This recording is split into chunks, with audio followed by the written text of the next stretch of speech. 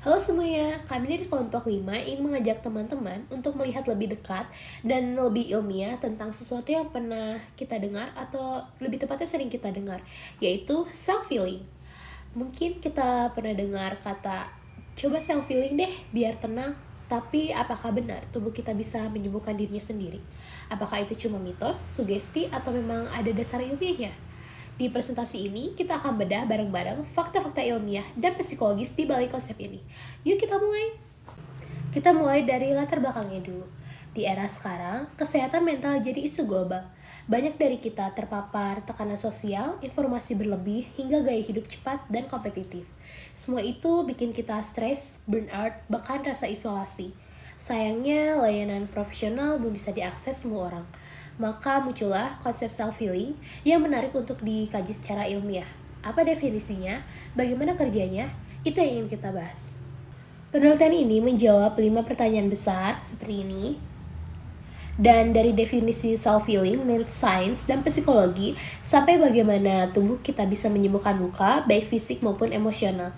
Dan kami juga mengkaji bagaimana stres dan emosi mempengaruhi proses penyembuhan dan bagaimana mahasiswa ITB melihat konsep ini. Tujuannya supaya kita bisa lebih paham dan bisa menerapkan self-healing secara sadar dan terarah. Dan tujuan dari proyek kita itu seperti ini. Jadi untuk metode dan pengambilan data kami itu bersifat descriptive analysis. Penelitian ini menggunakan metode descriptive analysis, yaitu metode yang menggabungkan data kuantitatif dan kualitatif untuk menggambarkan fenomena yang sedang terjadi di masyarakat. Data disajikan dalam bentuk grafik, tabel, dan diagram untuk memudahkan analisis. Teknik pengambilan data dilakukan melalui studi literatur dari sumber ilmiah terpercaya, serta kuesioner daring kepada mahasiswa TPB ITB angkatan 2024 guna menggali pemahaman, pengalaman, dan praktik self-healing yang mereka lakukan. Dalam daftar pustaka terdapat 4 istilah ilmiah yang kita pakai. Yang pertama, self-healing, di mana self-healing adalah proses penyembuhan diri secara sadar tanpa ketergantungan penuh pada intervensi medis. Dalam psikologi, ini mencakup pengelolaan emosi, pikiran, dan perilaku yang sehat, serta praktik seperti mindfulness, journaling, dan meditasi. Self-healing berkaitan erat dengan konsep neuroplastisitas otak, self-regulation, dan kekuatan psikologis, seperti rasa bersyukur dan makna hidup. Psikologi modern juga mengaitkan self-healing dengan kesehatan fisik, didukung oleh pendekatan neurodoktrin imun dan efek placebo yang menunjukkan keterkaitan antara pikiran dan tubuh. Konsep salutogenesis dan pendekatan mind-body medicine menegaskan pentingnya keseimbangan emosional dan fisik dalam proses penyembuhan alami. Yang kedua adalah mekanisme biologis tubuh dalam melakukan self-healing secara alami. Tubuh manusia memiliki sistem biologis yang mampu menyembuhkan diri, khususnya melalui aktivasi sistem saraf parasimpatik saat relaksasi. Teknik seperti meditasi dapat menurunkan kadar hormon stres atau kortisol dan mempercepat regenerasi jaringan. Proses ini melibatkan protein HSP, sel punca, dan sinyal bioelektrik antar sel. Terapi berbasis bioelektrisitas ini mulai dikembangkan untuk mendukung proses regeneratif ini, menunjukkan potensi besar dari mekanisme penyembuhan alami tubuh. Yang ketiga yaitu faktor-faktor yang mempengaruhi self-healing. Faktor internal seperti self-compassion, resiliensi psikologis, dan emosi positif atau syukur, harapan, optimisme berperan penting dalam mempercepat penyembuhan. Faktor eksternal termasuk dukungan sosial, lingkungan yang menenangkan, serta gaya hidup sehat seperti olahraga, tidur cukup, nutrisi seimbang juga berpengaruh besar. Program seperti Mindfulness Based Stress Reduction atau MBCR dan ekoterapi terbukti efektif meningkatkan kesejahteraan dan menurunkan stres. Yang keempat adalah pengaruh kondisi psikologis terhadap proses self-healing, di mana stres kronis dan emosi negatif mengganggu sistem imun, memperlambat penyembuhan, dan meningkatkan risiko penyakit fisik. Sebaliknya, kondisi psikologis yang positif dan praktik mindfulness dapat mengaktifkan sistem pemulihan tubuh, meningkatkan kontrol diri, serta menstabilkan emosi. Kesehatan mental dan fisik saling terkait dan harus dijaga secara seimbang untuk mendukung proses self-healing yang optimal.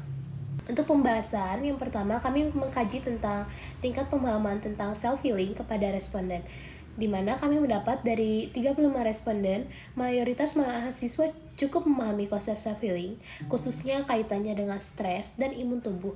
Akan tetapi praktiknya masih belum konsisten. Banyak yang tahu, tapi belum rutin melakukannya. Yang kedua adalah kami mengkaji tentang praktik self-healing.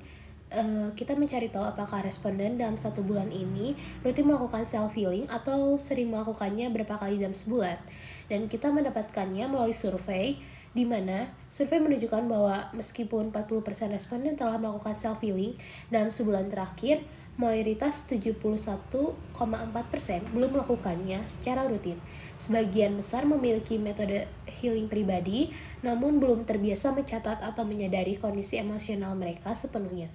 Temuan ini mengidentifikasi bahwa meskipun pemahaman terhadap self-healing sudah mulai berkembang, praktiknya masih belum konsisten dilakukan, sehingga diperlukan dorongan agar self-healing menjadi kebiasaan yang berkelanjutan dalam mendukung kesehatan mental.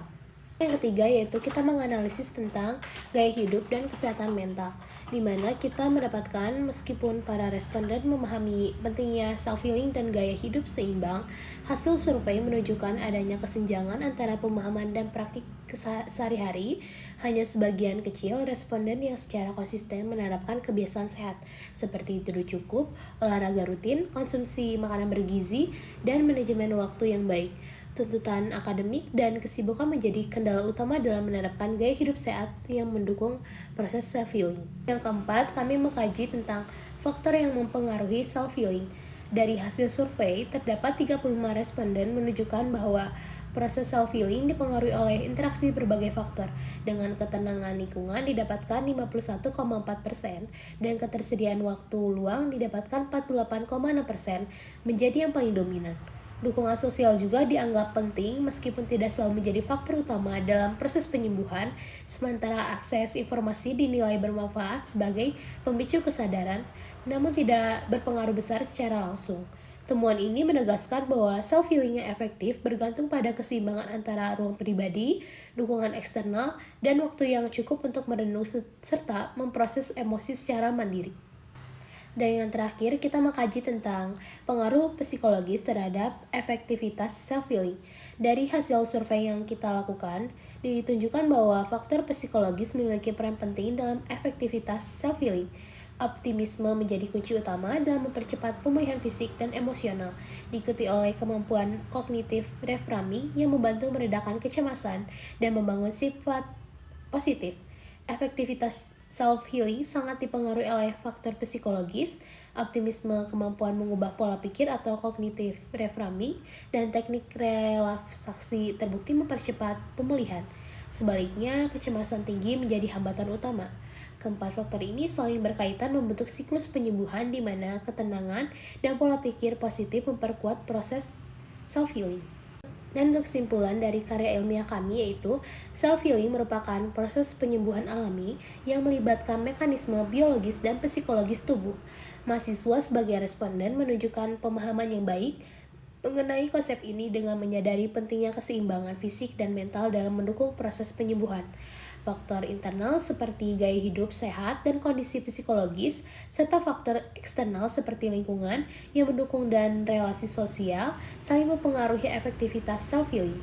Meskipun praktiknya belum konsisten, banyak mahasiswa telah mulai menerapkan teknik sederhana seperti meditasi, journaling, dan me time untuk mengelola stres. Penelitian ini menegaskan bahwa self-healing adalah proses bertahap yang penting dalam menjaga kesehatan holistik, terutama di tengah tekanan akademik yang tinggi. Selanjutnya untuk saran dari karya ilmiah kami yaitu berdasarkan simpulan penelitian disarankan agar mahasiswa meningkatkan kesadaran diri terhadap pentingnya self-healing dan menjadikannya sebagai bagian dari rutinitas harian untuk menjaga kesehatan mental. Institusi pendidikan juga diharapkan lebih proaktif dengan menyediakan fasilitas dan program pendukung seperti ruang relaksasi, kegiatan mindfulness, serta pelatihan pengelolaan stres. Edukasi mengenai teknik self-healing yang mudah diterapkan juga perlu diperluas. Bagi peneliti lanjutan, disarankan untuk mengeksplorasi hubungan self-healing dengan kondisi mental spesifik seperti kecemasan atau burnout, serta memperluas studi ke populasi lain. Self-healing bukan pengganti layanan medis, namun berperan sebagai pendekatan pelengkap dan menjaga keseimbangan hidup secara menyeluruh. Terima kasih sudah mendengarkan presentasi ini. Semoga kita semua bisa lebih memahami tubuh dan pikiran kita, serta mulai memberikan ruang untuk proses penyembuhan alami dari dalam diri kita. Sampai jumpa!